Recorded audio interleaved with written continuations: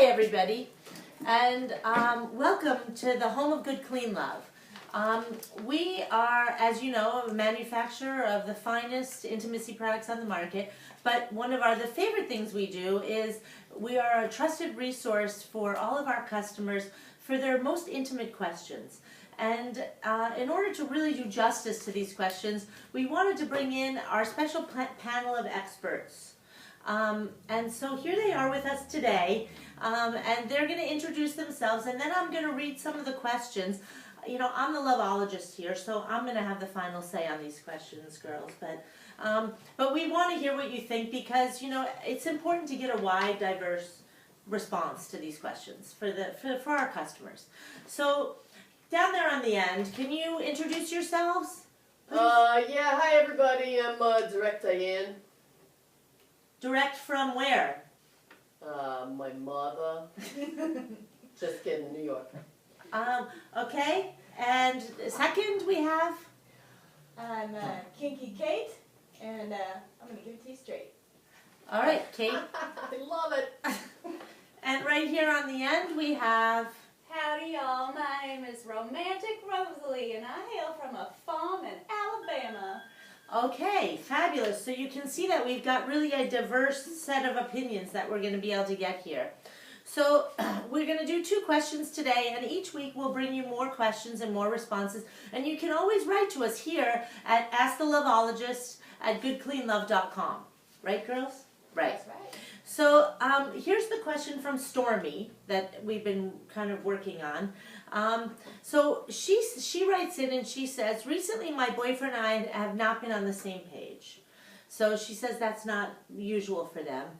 We haven't been communicating well and have had days and nights of just being discouraged, disappointed, and hurt.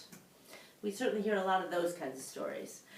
We talk through things and get to a place where we both get to a new understanding of what's happening and how to fix it and make it better.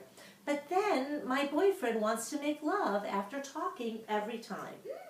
And I don't want to make love because I don't want to associate the finale of these arguments with lovemaking. Am I wrong that physical intimacy should be associated with good things and not these arguments?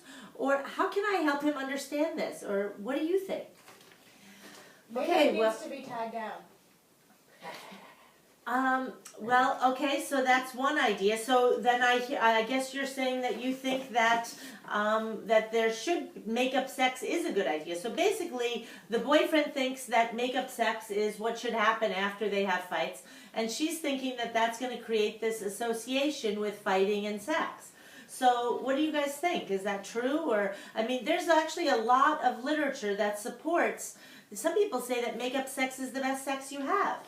Yeah, makeup sex can be pretty hot. Some people break up just to make up. But you know what? I think you should just tell them. Say, look, I don't want to see you with your pants off until I ain't mad at you no more. Just be direct. All right, well, that's an idea. What do you think, Rosalie? Well, it reminds me of one of my favorite stories, Oh, God. Gone with the Wind. And whenever Rhett and Scarlett would fight, then they would kiss and make up. So it's really romantic, actually. Okay, so there is, it can be pretty romantic, that's true, because a lot of times after you've gone through a difficult argument and you come to a new place in a mental and emotional understanding, the sex really does get better. So what do you think, Kate, Kinky Kate? Well, maybe, Is that when you've explored some kink before? well, sure. Sounds like it needs to be punished, Somebody needs to be okay? punished, that's right. Yeah. That's right. And it doesn't I do necessarily, declare. it doesn't necessarily need to lead to sex. It's just a little bit of, you know, tappy-tappy. Maybe a little spank, huh? Yeah. Yeah. All right, well, so that's actually a pretty, that's an interesting idea. But I would say that overall the panel and I agree that your boyfriend is not totally in left field. that, you know, makeup sex can be a great way to resolve and really move through and get to a new place. But certainly you don't want to have only makeup sex. So if you're getting into a pattern where you're always fighting so that you can have makeup sex, then, you know, you need to be looking at that. But that's not very romantic over time. no, not at all. So you have to make sure that makeup sex is just one kind of sex you have. Isn't that right, ladies? Yes. Yeah, Yeah. sounds good. Amen. All right. So anyway, we have another question here from our friend Pam. And Pam writes in that she has recently reconnected with an old friend and they've hit it off big time. He's a real hottie. Nice. And Sounds like a gentleman. and he says that I'm beautiful. Really a gentleman. And she says, I really need to do this right this time because I've always been shy about telling my partner what feels good and what I want. Oh no. But he really is awesome and he wants me to do this. And he knows that I'm going to have to work at it. It's going to be a work in progress.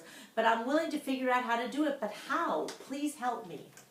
Okay, so this is actually one of the biggest topics that we often get questions on, as you know, ladies, because a lot of people have a hard time talking about what they want sexually. So do any of you have any great ideas about how you can get those conversations working? Yeah, just be direct. Just be like, look, I like it when you do that. I don't like it when you do this, and I wish you would do this other thing over here. You just gotta say it.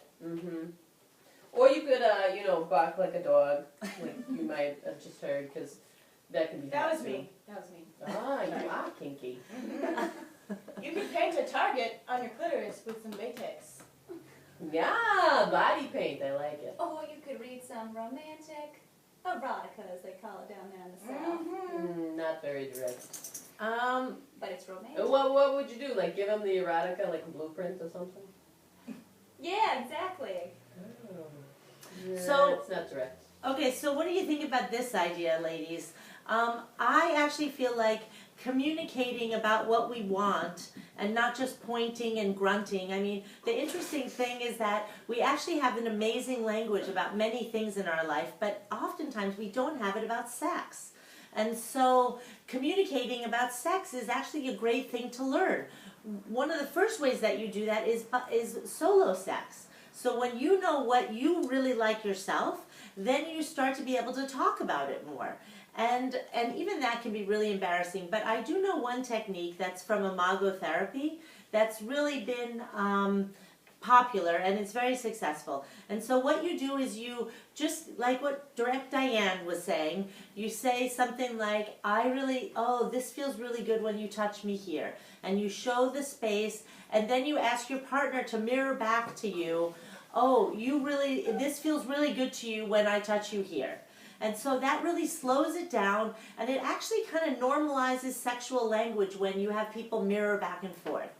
Have you guys ever tried that? Do you mean like saying penis is like an erotic word or something? Uh, That's Or not like saying something, then having him say it back to you or something. like I really like your penis. No, I haven't tried that, but maybe I could tonight. Or I don't know. saying like, It's direct. I really like when you kiss me in the rain like that. Okay, and then you would have him say, you really like it when I kiss you in the rain. And so, but some women do, and some men really do like talking dirty. So Yeah, they do. Yeah, so actually trying out words that maybe you haven't ever said to a partner before.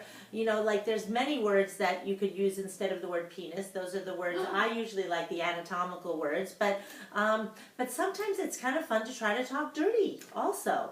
Yeah, it is. I like that, huh? And one thing that can help with that too is sometimes to put on a little costume.